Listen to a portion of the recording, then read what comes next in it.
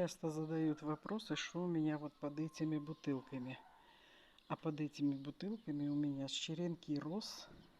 И вот под той бутылкой у меня под бутылкой сажала черенки роз. Ну вот как бы листочки есть, а дальше будем посмотреть. Этой бутылкой даже не помню что. Сейчас посмотрим, откроем. Тоже розы.